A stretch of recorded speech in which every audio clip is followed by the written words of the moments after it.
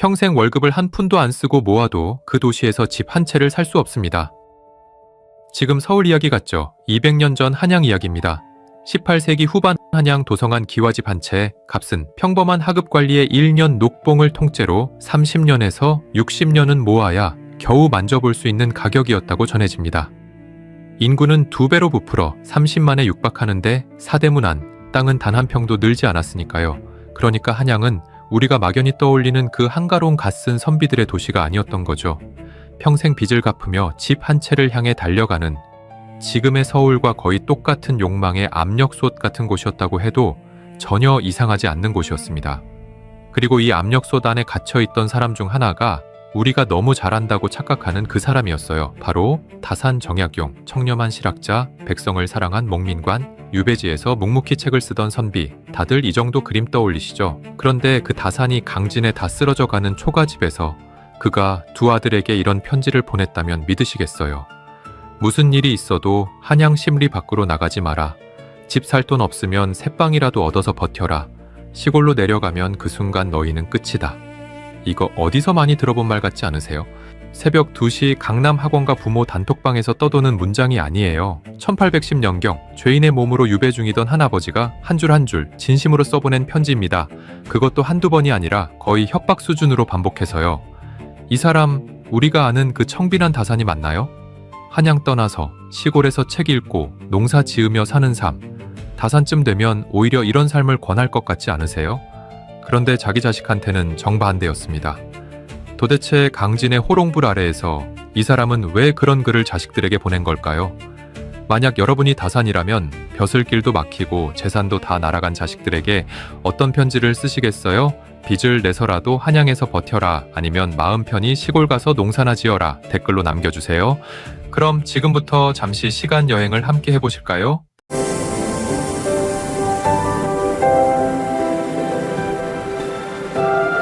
다산의 편지를 펼쳐보기 전에 한 가지 짚고 갈 게 있습니다. 그 편지를 읽으려면 먼저 그 편지가 도착할 한양이라는 도시가 도대체 어떤 곳이었는지부터 알아야 합니다. 그래야 한양 10리를 벗어나지 마라는 그 한 문장이 왜 그렇게 절박했는지 보이거든요. 시계를 임진왜란 직후로 한번 돌려보겠습니다. 1648년 한양 인구는 공식 기록상 9만 5천 명 정도였습니다. 그런데 이게 불과 21년 만인 1669년에는 19만 4천 명으로 2배가 돼요. 그리고 18세기 후반 다산이 한창 활동하던 그 시기에 누락 인구를 포함하면 30만 명에 육박했다는 게 학계의 추산입니다. 여기서 한 가지 사소해 보이지만 무서운 사실 하나. 한양 사대문안의 면적은 그동안 단 한 평도 늘어나지 않았습니다. 자, 그럼 이 정도 숫자가 뭘 의미하는지 쉽게 비유해보자면 좁은 엘리베이터에 사람이 서너 명 타고 있다가 갑자기 10여 명이 더 우겨 들어왔다고 상상해보시면 됩니다. 18세기 한양은 딱 그 상태로 100년을 버틴 도시였어요. 이렇게 사람이 몰리면 자연스럽게 따라오는 게 있죠. 집값입니다. 당대 자료에 따르면 한양 도성 안 번 듯한 기와집 한 채 값이 평범한 하급 관리의 1년 녹봉을 통째로 30년에서 60년은 모아야 만져볼 수 있는 가격이었다고 전해집니다. 더 무서운 건 이게 평균적인 양반 관리 기준이라는 점이에요. 평민들에겐 어떤 의미였을까요? 송곳 하나 꽂을 땅도 없다는 뜻이었습니다. 이건 제 말이 아닙니다. 다산과 거의 동시대를 살았던 실학자 박제가가 북학계에 직접 적은 표현이에요. 도성 사람들의 사치는 극에 달해 권세가의 집은 구름에 닿을 듯한데 가난한 자에게는 송곳 꽂을 땅조차 없다. 200년 전 한양 부동산의 빈부격차가 한 줄로 압축된 문장. 그런데 여기서 진짜 흥미로운 게 시작됩니다. 집값이 미친 듯이 오르니까 한양에는 그동안 조선 사회에 없던 새로운 직업이 등장합니다. 바로 집주름이라는 사람들이에요. 한자로는 각회라고 씁니다. 부동산 중개업자죠. 조선 후기 기록을 보면 이 집주름이라는 직업이 18세기 중반쯤 한양에서 본격적인 직업으로 자리 잡았다고 전해집니다. 거래를 한 건 성사시키면 매매가의 약 10%를 수수료로 가져갔다고 해요. 지금 공인중개사 수수료가 0.4에서 0.9% 정도인 걸 생각하면 거의 작전 세력 수준의 마진이었던 셈입니다. 다시 말해 한양은 18세기에 이미 부동산이 별도의 산업이 된 도시였습니다. 집을 사고 파는 일이 너무 빈번해서 전문 중개업자가 먹고 살 수 있었던 거예요. 이쯤에서 또 한 가지 오해를 깨고 가야겠어요. 조선시대엔 땅이 넓고 인구가 적어서 집 걱정 없었다고 막연히 생각하시는 분들 많으실 겁니다. 학교에서도 그렇게 배웠죠. 천만에요. 적어도 한양은 정반대였습니다. 그리고 이 미친 집값 위에는 법을 우습게 보는 사람들이 살고 있었습니다. 조선에는 가사제한령이라는 게 있었어요. 신분에 따라 집의 크기를 제한하는 법입니다. 대구는 60칸, 일반 양반은 40칸, 이런 식이죠. 99칸 이상은 왕족도 못 짓게 되어 있었습니다. 그런데 실록을 들춰보면 영조정조 시기에 이 법을 어기고 거대한 저택을 지은 권세가들에 대한 기사가 심심찮게 등장합니다. 법으로는 99칸을 금했지만 실상은 그 한도를 넘는 저택이 한양 노른자 위에 즐비했다는 기록이 남아있어요. 말하자면 부동산 법망 위에 또 다른 부동산 카르텔이 있었던 겁니다. 어디서 또 들어본 이야기죠? 그러면 이 도시에 살던 사람들이 다 양반이었냐? 전혀요. 한양은 이 시기에 이미 다층 도시였습니다. 위에서부터 보면 북촌과 남산 자락을 차지한 권세가가 있고 그 아래 종로 시전을 잡고 있는 시전 상인들이 있었습니다. 이들은 양반이 아니었지만 도성 안노른자 상권을 독점하면서 일부는 양반 못지않은 부를 쌓았다고 전해져요. 그 아래에는 경하전이라 불리던 한양 토박이 중인층이 있었습니다. 양반은 아닌데 한양 행정 실무를 장악한 사람들이죠. 그들은 중촌이라는 별도 거주 구역을 형성하면서 도성 안에 자리를 잡았습니다. 도성 밖으로 나가면 또 다른 세계가 펼쳐집니다. 한강 마포석 강용산을 거점으로 미국과 소금 유통을 장악한 경강상인들이 있었어요. 이들은 도성 안부자가 아니라 도성 밖 부자였습니다. 학계에서는 이 시기에 경강상인 계층이 도성 밖 토지에 자본을 적극적으로 투입한 것으로 보고 있어요. 그리고 가장 아래에는 도성 안에서 일하지만 거주는 성밖 토막에서 하던 일용직과 등짐 장수들이 있었습니다. 이들에겐 한양 사대문 안에 새빵조차 사치였습니다. 자릿세를 못 내 쫓겨나는 사례가 형사 기록에 남아있을 정도였으니까요. 자, 이 모든 그림을 한 장으로 압축해 보겠습니다. 한양은 30만 명이 우겨 들어간 좁은 도시였고 평생 모아도 집을 못 사는 곳, 부동산 중개업이 산업이 되었으며 법 위에 카르텔이 있는 도시, 그리고 그 안에 양반 시전 상인 중인 일용직이 층층이 쌓여있던 도시였습니다. 그러니까 다산이 자식들에게 한양 10리를 벗어나지 마라 라고 썼을 때 그 한양은 단순한 수도가 아니었던 거죠. 조선의 모든 돈과 권력과 정보가 단 하나의 좁은 사대문 안에 쟁여진 거대한 압력솥이었던 거예요. 그리고 다산은 그 압력솥의 뚜껑을 평생 누구보다 가까이서 본 사람이었습니다. 그런데 다산의 편지를 펴기 전에 한 가지 더 봐야 할 게 남았습니다. 그가 그토록 지키라고 한 한양 10리가 같은 한양 안에서도 어느 자리였는지, 그리고 그 10리 밖이 도대체 어떤 세상이었는지. 먼저 10리 안으로 들어가 봅니다. 한양은 같은 사대문 아니라도 골목마다 색이 달랐습니다. 어느 골목에 사느냐가 곧 그 사람의 정치색이자 신분이었거든요. 가장 위쪽 경복궁과 창덕궁 사이 북악산 자락에는 북촌이 있었습니다. 여기는 노론, 그 중에서도 권력의 한가운데 있는 가문들의 동네였어요. 이중환의 택리지, 도 한양에서 살만한 곳을 논할 때 이 일대를 가장 먼저 꼽았습니다. 쉽게 말해 조선판 강남 한복판이었던 셈이에요. 남쪽으로 내려와 남산 자락에 붙으면 풍경이 확 바뀝니다. 남촌입니다. 남인과 소론이 주로 모여 살던 동네였어요. 정치 싸움에서 한 번씩 밀린 가문들이 이쪽으로 흘러 들어왔는데 같은 양반이라도 북촌과 남촌 사이에는 보이지 않는 거대한 벽이 있었죠. 남촌 출신 선비가 북촌 가문의 사랑방에 자유롭게 드나든다는 건 거의 일어나지 않는 일이었거든요. 같은 한양인데 골목 하나 넘으면 다른 세계였다는 뜻이에요. 그 사이를 가로지르는 청계천변에는 또 다른 동네가 있었습니다. 중인들의 거주구역, 중촌이에요. 여기는 양반의 동네도 아니고 평민의 동네도 아니었습니다. 한양 행정의 실무를 잡고 있던 사람들이 대를 이어 자리를 지킨 그들만의 작은 한양이었어요. 그리고 운종가, 지금의 종로 일대로 가면 시전 상인의 자리가 펼쳐졌습니다. 낮에는 비단과 무명, 어물과 종이가 거래되는 점포들이 빽빽하게 늘어서 있고 그 위층에 상인 가족이 살고 있었어요. 일하는 자리와 사는 자리가 한 건물 안에 포개진 구조입니다. 여기까지가 한양 10리안의 큰 그림인데 그 한복판에 한 동네가 더 있었습니다. 명례방이에요. 지금의 명동 일대입니다. 명례방은 그냥 좋은 동네가 아니었어요. 청사신을 맡는 관아가 있었고 그 골목에는 새로 들어온 청나라 책들이 거래되는 책방이 있었습니다. 박제가, 이덕무, 유득공 같은 당대 최고의 지식인들이 그 책방에서 책을 빌리고 베껴가며 머리를 맞댔다고 전해지는 곳이죠. 지방의 천재 한 사람이 한 달만 거기서 머물러도 평생의 안목이 바뀐다는 말이 돌던 동네였습니다. 말하자면 한양 10리안에는 이렇게 권력의 동네와 학문의 동네와 행정의 동네와 상업의 동네가 한 도시 안에 층층이 쌓여 있었습니다. 이제 10리 밖으로 나가봅시다. 이중환은 택리지, 복거총론에서 사람이 살만한 땅과 못 살 땅을 나누는데 책의 절반을 썼어요. 그가 거듭 강조한 게 한 가지 있어요. 사람의 운명은 어디에 사느냐로 갈린다는 점이었습니다. 이중환 본인이 정치 싸움에 휘말려 평생을 떠돌며 그 책을 썼다는 점을 생각하면 이 한 줄이 얼마나 절박한 문장이었는지 느낌이 오실 겁니다. 그가 본 지방의 풍경은 이런 모습이었어요. 지방 수령 한 사람이 한 고을을 다스리지만 그 수령은 보통 1년이나 2년 만에 자리를 옮깁니다. 그러니까 실제로 고을을 굴리는 건 아전이라 불리던 토착 행정 실무자들이었어요. 이 아전들이 한 고을의 세금과 송사와 문서를 사실상 다 쥐고 있었습니다.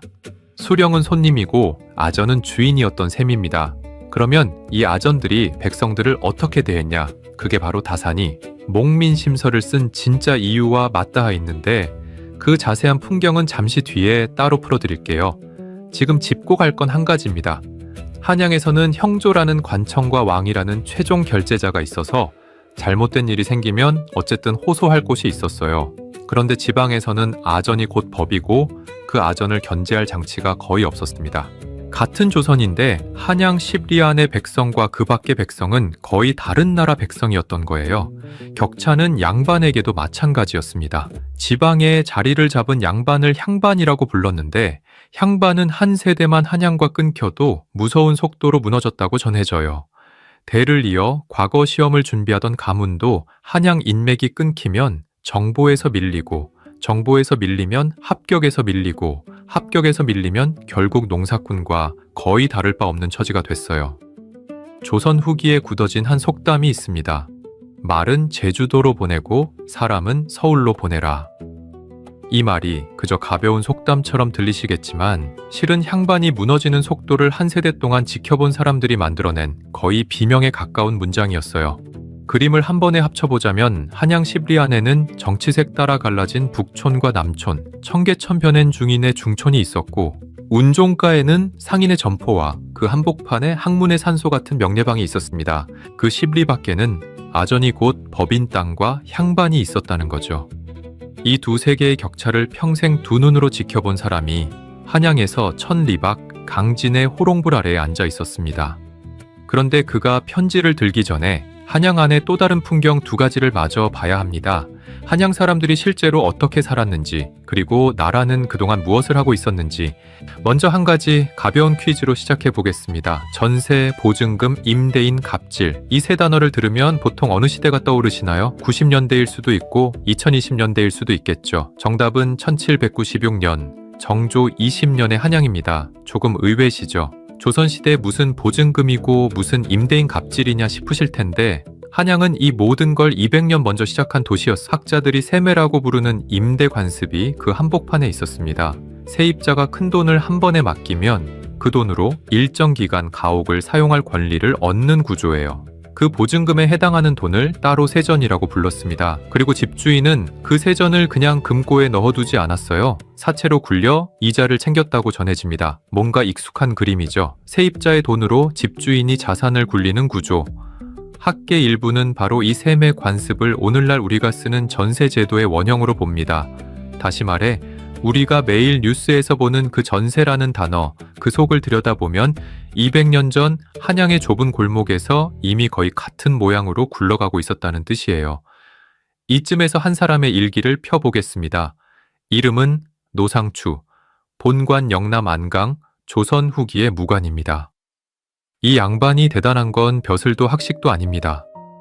1763년 17살부터 1829년 84세 세상을 떠나기 직전까지 무려 67년 동안 거의 매일 일기를 적었다는 사실이죠. 지금 현존하는 분량만 53년치, 국사편찬위원회가 이 일기를 따로 보관하고 해제까지 붙여둘 만큼 가치 있는 사료입니다.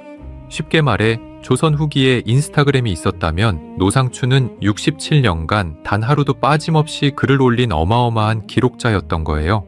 그가 1796년 봄 50일 새에 적은 한 장면으로 들어가 봅시다. 그해 그는 한성주동, 지금의 서울 중구 일대에 셋집을 하나 얻습니다. 50일 새의 무관이라면 종육품 정도. 한양에서는 하급에 속하지만 지방으로 내려가면 사또급 대우를 받던 자리예요. 요즘식으로 옮기자면 중앙부처에선 계장급, 지방으로 가면 군수급, 그 정도 사람도 한양에선 자기 집을 못 사고 새방을 얻고 있었던 겁니다. 그런데 셋집을 얻은 지 얼마 되지 않은 그해 4월 일이 터집니다.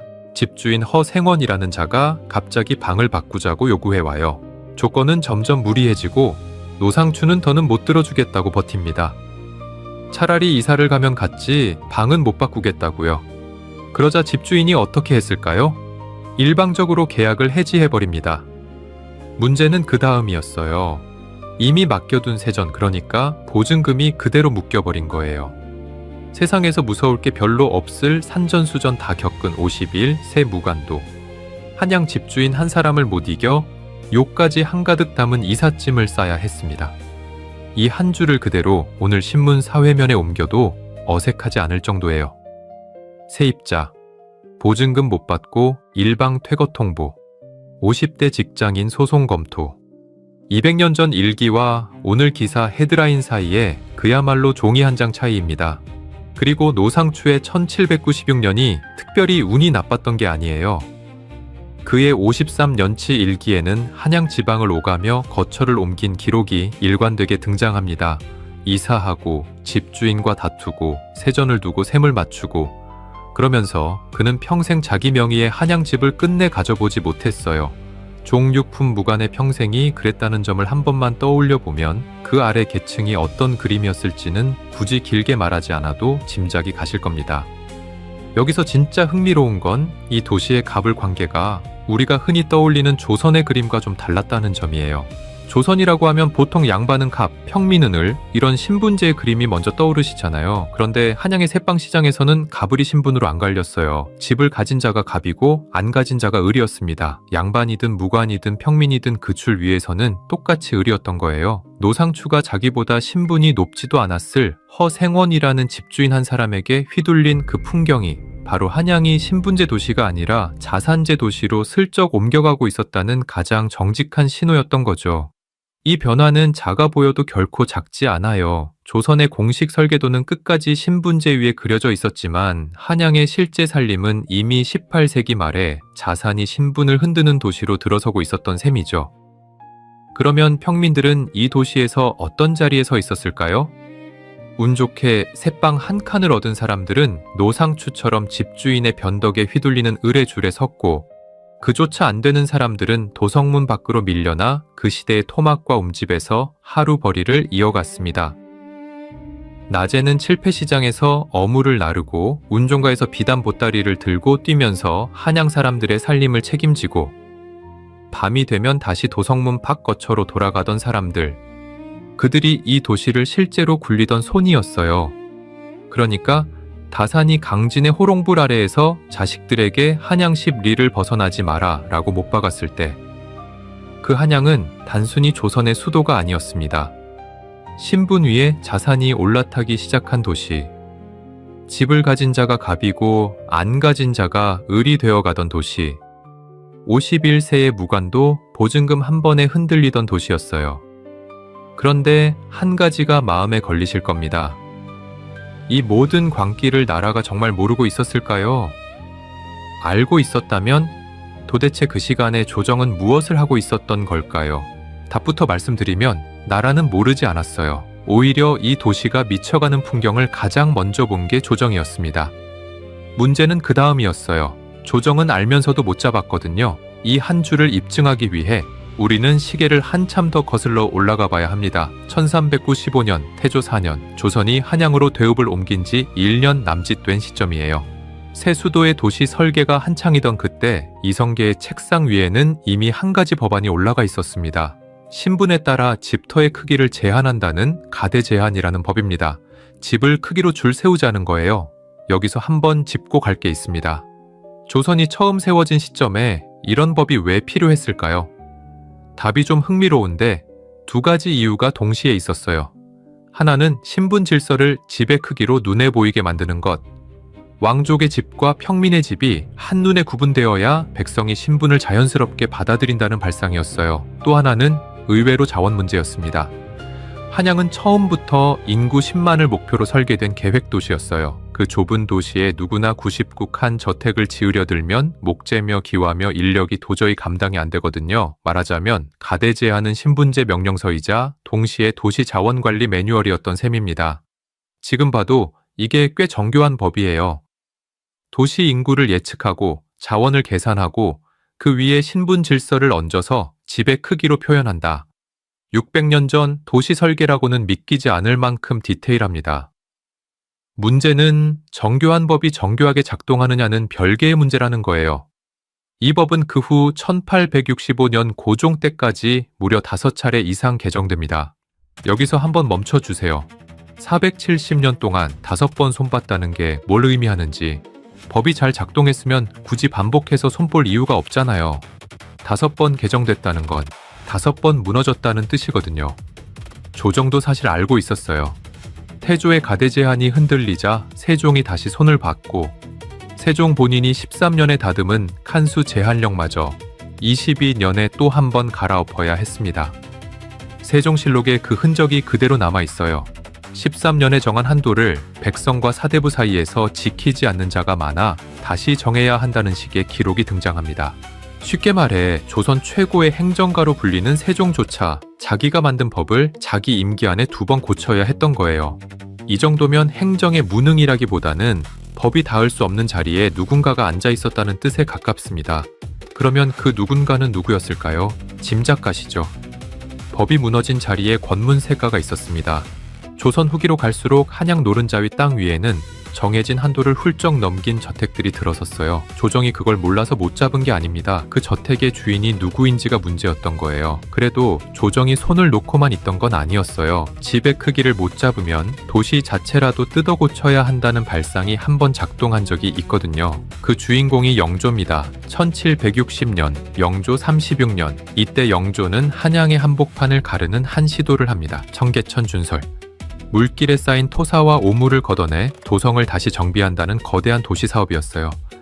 이 사업이 어느 정도 규모였냐면 본격 공사 기간 57일에 동원된 인력만 21만 5천여 명, 비용은 3만 5천 량의 쌀까지 따로 들었습니다. 지금 인구로 환산해봐도 어마어마한 숫자죠. 그 시대 한양 인구가 30만에 육박하던 점을 생각하면 거의 도성 안에 발을 디딘 사람 한 명 한 명이 한 번씩은 삽을 든 셈이에요. 더 흥미로운 건 이 사업의 준비 기간입니다. 영조는 청계천 준설을 결심하고 8년 동안 여론을 수렴했다고 전해져요.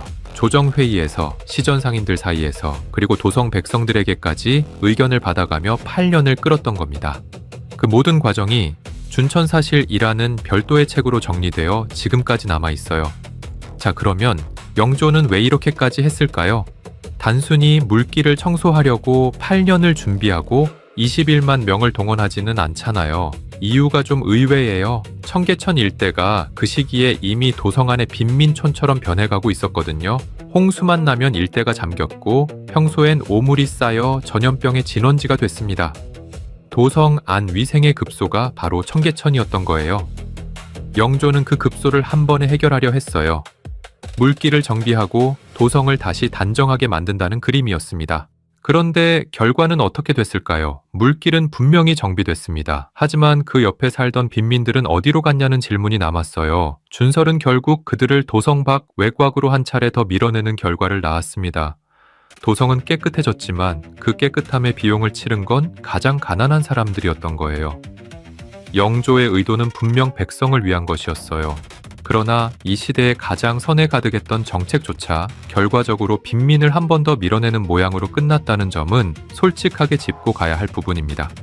이게 청계천 한 곳의 이야기가 아니에요. 도성 박시브리, 그러니까 성저 심리에는 산림 보호와 무분별한 개발 방지를 위한 별도의 제한령이 걸려 있었습니다. 그런데 18세기 들어 한양 인구가 2배로 부풀자 이 제한령은 사실상 무력화됩니다. 사람은 어디론가 살아야 하니까요. 그 결과 성저 심리에는 정책이 가지 말라고 했던 자리에 시장이 들어서고 살림집이 들어서고 토막이 들어섰습니다. 조정이 보고만 있었냐면 그건 또 아니었어요. 단속 기록이 있고 처벌 기록도 있습니다. 다만 그 단속이 인구 압력이라는 거대한 흐름을 막을 수는 없었어요. 비유하자면 2개 작은 구멍 하나 뚫린 데에 손가락을 대고 있는데 그 옆에서 둑 전체가 무너지고 있는 그림에 가까웠던 거죠. 조선 정책의 진짜 비극은 법이 없어서가 아니었어요. 가대제 한령이 있었고 칸수 제한이 있었고 청계천 준설이 있었고 성저심리 개발 제한이 있었습니다. 법은 있었습니다. 다만 그 법이 닿아야 할 자리에 권력이 앉아 있었고 그 법이 보호해야 할 자리엔 가장 가난한 사람들이 서 있었다는 거예요. 500년이 지나도 어딘가 익숙한 그림이 아닐까 싶기도 합니다. 법이 닿지 않는 도시에서 거래는 어떤 모양으로 굴러갈까요? 답은 단순합니다. 법이 안 닿는 자리에서는 거래도 정상 모양으로 굴러갈 수가 없거든요. 한양의 부동산 시장이 바로 그 자리에 서 있었습니다. 조선 후기 한양에서 집을 사고 팔 때 등장하는 사람이 있어요. 집주름, 한자로는 각회라고 불렀습니다. 오늘날의 공인중개사에 해당하는 직업이에요. 이 직업이 본격적으로 자리 잡은 게 18세기 중반쯤이었다고 전해집니다. 한양 집값이 부풀어 오르는 속도에 맞춰서 집을 전문적으로 중개하는 사람이 따로 필요해진 거예요. 흥미로운 건 수수료입니다. 당시 집주름이 거래 한 건을 성사시키면 매매가의 약 10%를 가져갔다고 해요. 오늘날 공인중개사 수수료가 0.4에서 0.9% 사이인 걸 생각하면 거의 자릿수가 다른 마진입니다. 그만큼 거래에 끼는 사람의 입김이 샜다는 뜻이고 그만큼 그 시장이 뜨거웠다는 뜻이에요. 거래 현장도 단순하지 않았어요. 조선의 부동산 매매에는 매매명문이라는 일종의 계약서가 작성됐습니다. 이걸 작성하면서 보증인까지 함께 세웠어요. 매매명문에는 거래 가격, 거래일, 매도자와 매수자의 이름, 그리고 보증인의 서명이 들어갔습니다. 말하자면 조선 사람들은 부동산이 한번 어그러지면 평생을 갈아 넣어야 한다는 걸 알고 있었던 거예요. 그래서 종이 한 장에 보증인까지 동원해 거래를 묶어두려 했어요. 매매 명문에는 또 한 가지 흥미로운 항목이 들어갔습니다. 만약 거래가 나중에 잘못되면 매도자가 책임진다는 일종의 환매 조건, 그리고 하자가 발견되면 일정 기간 안에 물을 수 있다는 단서까지 적어 넣는 경우가 있었어요. 오늘날의 부동산 계약서가 거의 그대로 이미 200년 전 한양에 자리 잡고 있었던 셈입니다. 조선 사람들이 무지하거나 순박해서 사기를 당한 게 아니에요. 그만큼 뜨거운 시장이었으니 그 위에서 작동하는 시스템도 정교해질 수밖에 없었던 거죠. 이 매매 명문 거래의 디테일이 어떤 모습이었는지를 가장 생생하게 보여주는 자료가 황윤석의 이재난고입니다. 황윤석은 자기가 직접 부동산을 사고 팔며 협상한 과정을 일기에 그대로 적었어요. 누가 얼마를 부르고 자기가 얼마로 깎으려 했고 보증인은 누구로 세웠고 마지막에 얼마의 도장을 찍었는지가 거의 영수증처럼 남아 있습니다.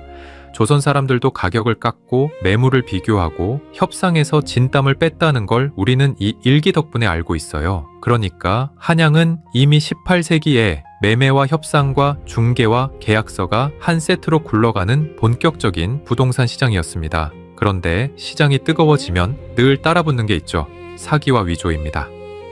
조선 후기 형사 기록을 들춰보면 한양에서 부동산을 둘러싼 사기 사건이 꾸준히 등장합니다. 가장 흔한 수법은 매매 명문 자체를 위조하는 거였어요. 가짜 종이에 가짜 도장을 찍고 가짜 보증인의 이름을 적어 넣은 다음 멀쩡한 남의 집을 자기 집인 것처럼 팔아치우는 시기였습니다. 피해자는 보통 어떤 사람들이었을까요? 지방에서 한양에 가 놀러온 사람들이 가장 자주 당했다고 전해져요. 한양 사정이 어둡고 보증인의 정체를 확인할 인맥도 없고 무엇보다 평생 모은 돈을 한 번에 들고 올라온 사람들이거든요. 그들에게 매매 명문에 찍힌 도장 하나는 평생의 재산이 걸린 종이었는데 누구는 그 종이를 새벽에 위조 도장으로 얼마든지 만들어내고 있었던 거예요. 여기에 신분 사기까지 끼면 그림은 더 비틀어집니다. 청구야담이나 개서야담 같은 야담집을 보면 가짜 양반 행세를 하며 도성 안부자들에게 접근해 집과 돈을 뜯어낸 사기꾼 이야기가 단골 소재로 나옵니다. 야담이라 어디까지가 사실인지는 따져봐야 하지만 이런 이야기가 단골 소재가 됐다는 건 당시 사람들에게 신분과 부동산을 동시에 사기당하는 일이 충분히 그럴듯한 시나리오였다는 뜻이 아닐까요? 운종가에서 비단을 두르고 다니는 저 사람이 진짜 양반인지, 어제까지 백정이었던 사람이 족보를 사서 입은 옷인지, 아니면 아예 사기꾼인지 그걸 분별하기가 점점 어려워지는 도시였던 겁니다. 이런 도시에서는 인맥 자체가 일종의 신원 보증서가 됩니다. 누가 누구의 사랑방에 드나드는지, 누가 누구의 글에 발문을 써주는지, 누구의 결혼식에 누가 참석하는지가 그 사람의 진짜 신분을 증명하는 유일한 단서였던 거예요. 집을 사고 팔 때 보증인을 세우는 풍습도 같은 맥락에서 보면 자연스럽습니다.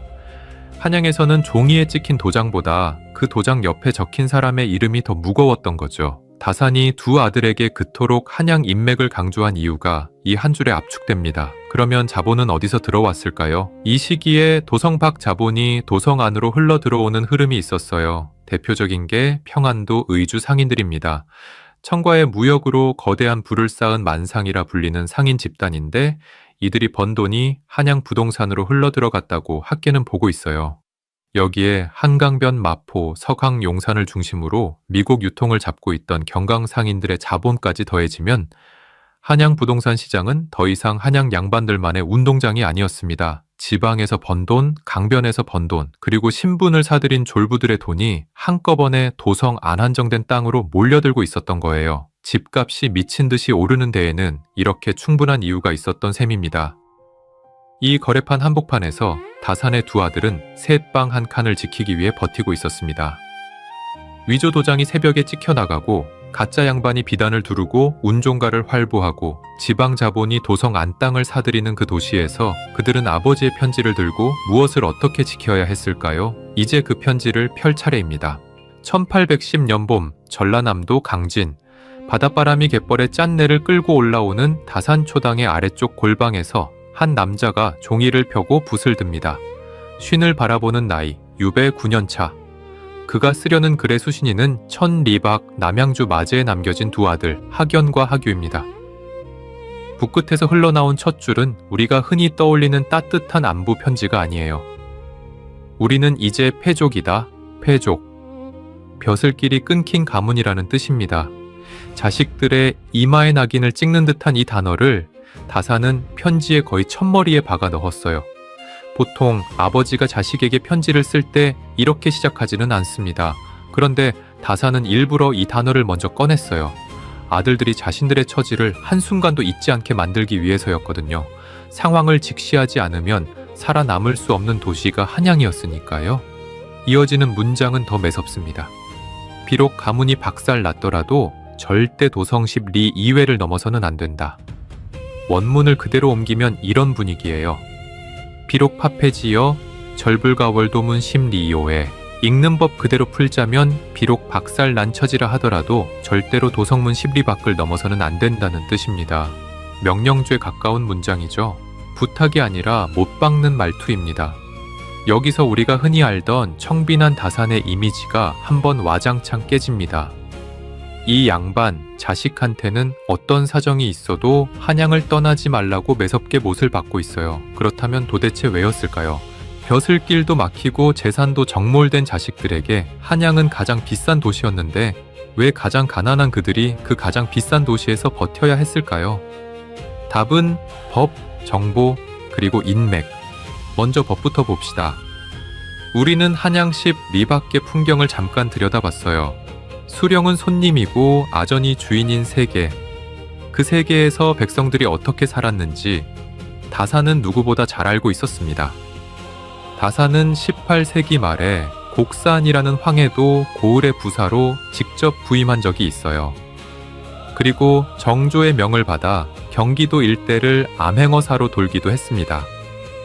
그가 목민심서를 쓴 건 책상 위에서가 아니에요. 그 책은 수령으로, 어사로, 그리고 마지막엔 유배객으로 지방 행정의 안과 밖을 다 본 사람이 토해낸 기록입니다. 거기서 다산이 본 풍경은 이런 거였어요. 아전 한 사람이 한 고을에 세금 장부를 쥐고 있으면 그 장부에 적히는 숫자는 그 아전의 기분과 사정에 따라 움직입니다. 흉년이 들었는데도 풍년 기준으로 세금이 매겨지고 이미 죽은 사람의 이름으로 군포가 거치고 갓난아이에게도 군역이 부과되는 일이 벌어졌어요. 호소할 곳은 사실상 없었습니다. 수령은 1년이나 2년이면 떠나니 아전을 통제할 의지도 시간도 없었고 그 위에 가면까지 사연을 들고 올라가려면 또 다른 아전들이 줄줄이 끼었거든요. 이런 세계에서 양반이 됐다고 무사할까요? 천만에요. 한양 인맥이 끊긴 향반은 한 세대 만에 무너집니다. 정보에서 밀리고 합격에서 밀리고 결국 그 동네 아전 앞에서 머리를 숙여야 하는 처지가 됐어요. 다산이 자식들에게 시골로 내려가면 너희는 끝이다 라고 못 박은 건 단순한 호들갑이 아니었던 겁니다. 그건 황해도 곡산에서 경기도의 어느 마을에서 그리고 강진의 유배지에서 그가 두 눈으로 본 풍경의 결론이었어요. 그렇다면 한양에서는 사정이 좀 달랐을까요? 완벽하지는 않았지만 적어도 한양에는 형조라는 관청이 있었습니다. 그리고 그 위에 왕이 있었어요. 왕의 시선이 닿는 거리 안에 있다는 것. 그게 다산이 자식들에게 지키라고 한 첫 번째 자산이었습니다. 이 자산은 추상적인 게 아니에요. 한양에 사는 사람이 억울한 일을 당하면 형조의 정장을 올릴 수 있었고 정 안 되면 신문고나 격쟁이라는 제도를 통해 왕의 행차길에 직접 호소할 길까지 열려 있었습니다. 물론 그 길이 늘 통한 건 아니었어요. 하지만 적어도 길이 있었다는 점에서 한양과 한양 밖은 같은 나라가 아니었던 거예요. 다산은 자식들에게 그 길의 끝자락이라도 잡고 있으라고 말한 셈입니다. 두 번째는 정보입니다. 다산은 이걸 누구보다 잘 알고 있었습니다. 명례방의 자리를 잡고 있을 때 그가 들었던 모든 청나라 책의 첫 페이지는 박제가나 이덕무 같은 친구의 손을 거쳐 그에게 도착했어요. 새로운 학문, 새로운 농법, 새로운 정치 흐름. 이 모든 정보가 사대문 안의 좁은 골목을 따라 흘렀고 그 골목에서 한 발만 떨어져도 정보는 끊겼습니다. 패족이 된 자식들에게 다산이 가장 두려워한 건 가난이 아니었어요. 자식들이 정보의 흐름에서 떨어져 나가 10년 뒤 어느 시골 사랑방에서 10년 전의 책을 들고 앉아있게 되는 그림이었습니다. 그래서 그는 매섭게 못을 박았어요. 도성 한복판에 집을 살 돈이 없으면 도성 밖 시브리 안에라도 셋방을 얻어서 버텨라. 만약 한양 한가운데서 살 힘이 없거든 잠시 성 밖을 빌려서라도 머무르라는 뜻입니다. 당장에 돈이 모자라도 정보가 흐르는 골목에서 한 다리 거리 안에는 머물러야 한다는 거예요. 세 번째는 인맥입니다. 다산은 자식들에게 한양에 사는 동안 누구의 사랑방에 드나들지, 누구의 책에 발문을 써줄지까지 신경 쓰라고 적었어요. 패족이 된 가문이 다시 일어서는 길은 한 가지뿐이었거든요. 한양 지식인 사회가 그래도 저 집안 사람은 글 좀 한다고 인정해주는 것. 그 인정이 시작되려면 일단 그들 곁에 있어야 했습니다. 곁에 없으면 인정도 없으니까요. 다산이 직접 든 예가 있어요. 가문이 한 세대만 한양을 떠나도 사람들이 잊는다는 거였습니다. 두 세대를 떠나면 아무도 그 이름을 기억하지 못한다는 거였어요. 조선 후기 한양 지식인 사회는 우리가 막연히 떠올리는 양반 명부가 아니라 매일같이 모이고 글을 주고받으며 누가 누구의 글을 읽었는지 따지는 거의 살아있는 네트워크였습니다. 그 네트워크에서 한번 미끄러지면 다시 올라타는 건 거의 불가능에 가까웠어요. 여기에 더해 다산은 아주 구체적인 생계 대책까지 내려보냅니다. 굳이 농사를 지어야 한다면 시골 1000평밭이 아니라 한양 근교의 과수원과 채소밭을 일궈라. 한양 사람들이 사 먹을 작물을 키우라는 뜻이었어요. 시골 농사가 아니라 도시 근교의 상업농업입니다.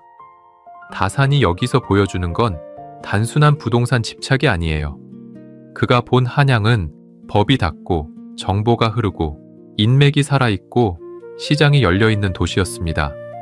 그리고 그 네 가지가 동시에 작동하지 않는 곳이 그가 아는 조선의 나머지 전부였어요.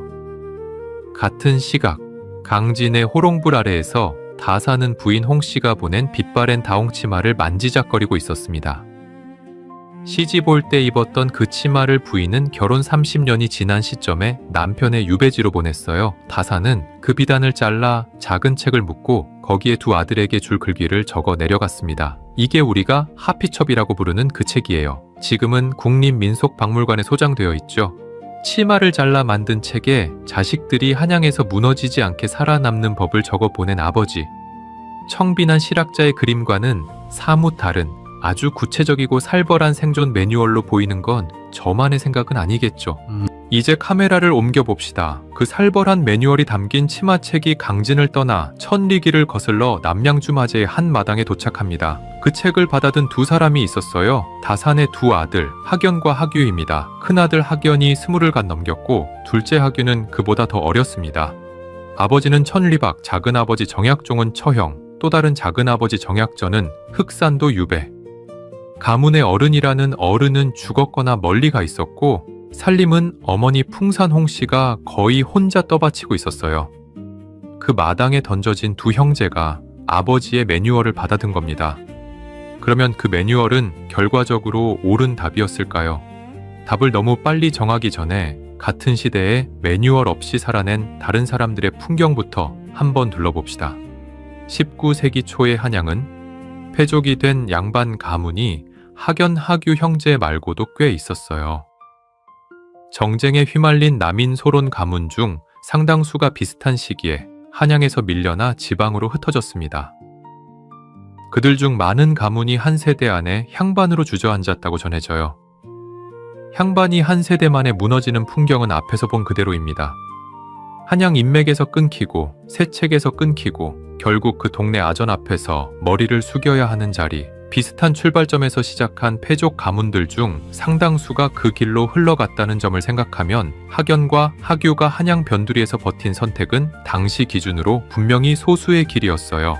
이 시기에 만들어진 청구야담을 들춰보면 한양에서 밀려난 양반의 풍경이 단골 소재로 등장합니다. 조선 후기 한문 단편을 연구한 학자들은 청구야담 같은 야담집에 유난히 집과 부동산을 둘러싼 몰락 양반의 이야기가 많다는 점을 짚어요.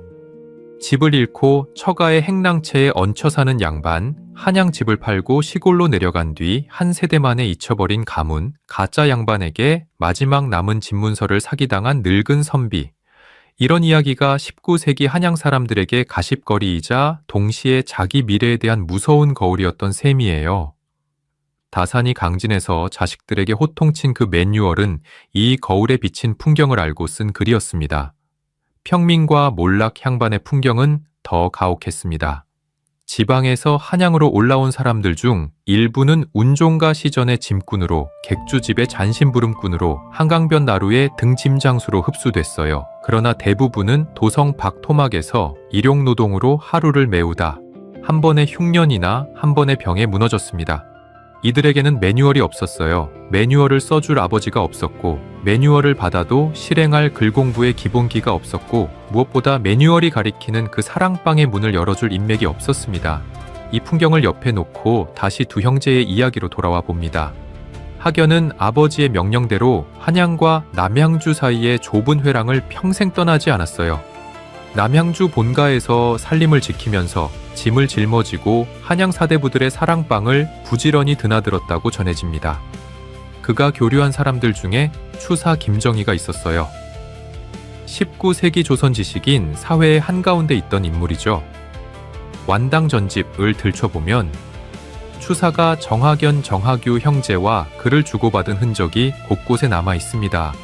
패족 가문의 아들이 한양 지식인 사회의 정점과 글을 주고받았다는 건 학연이 매뉴얼이 가리킨 그 사랑방의 문을 결국 열어냈다는 뜻이에요.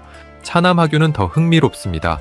아버지가 편지로 신신당부했던 한양 근교의 상업농업, 과수원과 채소밭을 일구라는 그 지시. 학유는 이걸 진지하게 받아들였어요. 남양주 일대에서 농사일을 하면서 그는 농촌의 일년 흐름을 시조 형식으로 정리하기 시작합니다. 이게 우리가 농가 원령가라고 부르는 작품이에요. 조선 후기 농촌 생활을 거의 달력처럼 정리한 지금까지 국문학 교과서에 실리는 작품입니다. 여기서 한 가지 흥미로운 사실, 농가 원령가는 학유의 재능만으로 나온 게 아니에요. 아버지가 보낸 매뉴얼대로 한양 근교에서 농업을 실천한 결과 그 경험이 손에 잡히는 디테일로 쌓였고 그게 작품으로 응축된 거예요. 다시 말해 농가원령가는 강진에서 보낸 매뉴얼의 가장 직접적인 산물이라고 봐도 무리가 없습니다. 그러면 결론을 내려봅시다. 매뉴얼은 옳았는가? 같은 시기에 매뉴얼 없이 흩어진 다른 패족 가문은 향반으로 주저앉았고 평민들은 도성박 토막에서 한 번의 흉년에 무너졌어요. 다산의 매뉴얼을 받은 두 아들 중 한 명은 추사와 글을 주고받았고 한 명은 국문학사에 남는 작품을 남겼습니다. 이 결과만 보면 매뉴얼의 점수는 분명히 합격선을 넘습니다. 다만 한 가지를 잊으면 안 돼요. 매뉴얼이 작동한 건 두 아들이 그걸 실행할 최소한의 자산을 갖고 있었기 때문이기도 했습니다. 글 공부의 기본기, 한양의 아름아름 닿는 인맥의 흔적, 어머니가 떠바친 살림. 같은 답안지를 받아도 그 자산이 없었다면 두 사람도 한양 변두리의 또 다른 일용 노동자로 흡수됐을 거예요. 다산의 통찰은 정확했습니다. 동시에 그 통찰은 모두에게 닿을 수 있는 사다리는 아니었겠죠. 이 두 가지를 함께 봐야 다산의 편지를 균형 있게 읽을 수 있습니다. 그리고 한 가지가 더 남았어요. 다산은 1818년에 18년 만에 유배에서 풀려납니다. 그러나 그가 끝내 돌아간 곳은 한양이 아니었습니다. 남양주 마제의 본가 여유당이라 불리는 그 집에서 다산은 1836년에 생을 마감해요. 자식들에게는 한양 십리를 벗어나지 말라고 그토록 못 박았던 사람이 정작 본인은 끝내 사대문 안으로 돌아가지 못했습니다. 다산이 세상을 떠나고 약 40년이 지난 1874년 파리, 한 프랑스 신부가 조선을 다룬 두꺼운 책 한 권을 펴냅니다. 이름은 클로드 샤를 달래, 책 제목은 한국 천주교 회사. 이 책은 19세기 조선에 들어왔던 프랑스 선교사들이 보내온 편지와 보고서를 모아 정리한 거예요. 천주교 박해의 기록이 중심이지만 그 사이사이에 외국인의 눈에 비친 19세기 조선의 사회 풍경이 박혀 있습니다. 흥미로운 건 그가 본 조선의 모습이에요. 달래가 묘사한 19세기 조선은 모든 권력과 학문과 부와 사람의 시선이 단 하나의 도시로 빨려 들어가는 나라였습니다. 지방은 그 빨아들임의 반대쪽 끝에서 천천히 메말라가고 있었어요. 머리는 점점 무거워지는데 몸통은 점점 야위어가는 그림. 외국인의 눈으로 한 발 떨어져 보니 그 기형이 한층 또렷이 보였던 거예요. 달래의 책에는 이런 풍경도 있어요. 지방의 양반이라는 사람이 한양에 한번 다녀오는데 평생에 큰 결심이 필요했다는 기록.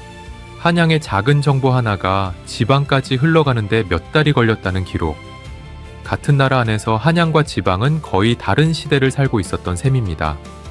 그러니까 다산이 강진의 호롱불 아래에서 자식들에게 못 박은 그 한 문장은 한 가족의 사정이 아니었어요. 그 시대 조선 전체가 안고 있던 거대한 비대칭의 한복판에 던진 가장 정확한 한 줄이었던 거예요. 그래서 그 시대 사람들은 입에서 입으로 한 가지 말을 옮기기 시작했어요.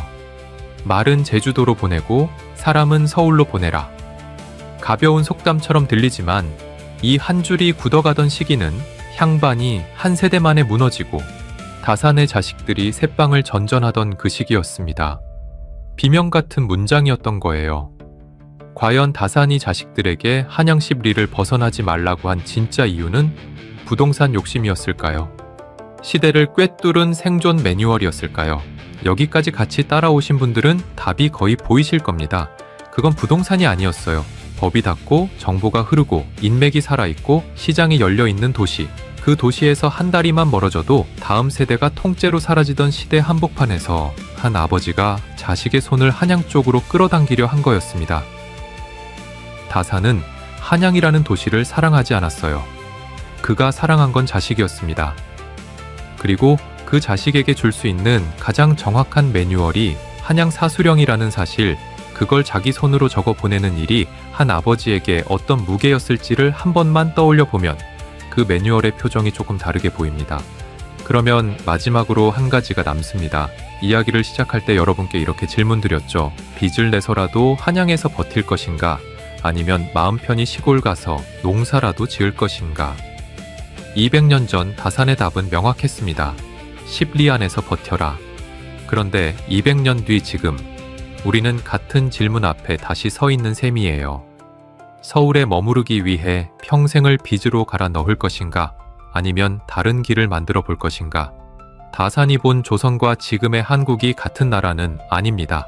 우리가 가진 인터넷, 교통, 그리고 어쨌든 지방에도 작동하는 법치는 그가 살던 시대와는 분명히 다른 조건이에요. 그러나 여전히 사람들은 한 도시를 향해 빨려 들어가고 있고 여전히 그 도시 안에 있는 자와 밖에 있는 자의 격차는 다른 시대를 살고 있다는 말을 들어도 어색하지 않을 만큼 벌어져 있어요. 다산의 매뉴얼이 200년 만에 박물관에 들어간 게 아니라 우리의 삶 한복판에서 여전히 작동하고 있는 거예요. 치마를 잘라 만든 그 책이 우리 앞에 한 장의 청구서처럼 다시 놓여있는 셈입니다. 그 청구서를 어떻게 읽고 어떻게 답할지는 이제 우리 차례예요. 다산의 호롱불은 1830년에 꺼졌지만 그 빛이 비춘 질문은 아직 우리 책상 위에 놓여 있습니다. 혹시 이 이야기를 들으시고 뭔가 떠오르는 것이 있으시다면 댓글에 한 줄 남겨주세요. 오늘 영상은 여기서 마무리하겠습니다. 함께 해주셔서 감사드리고 구독과 좋아요, 하이프도 꼭 부탁드립니다. 지금까지 호기심사록이었습니다.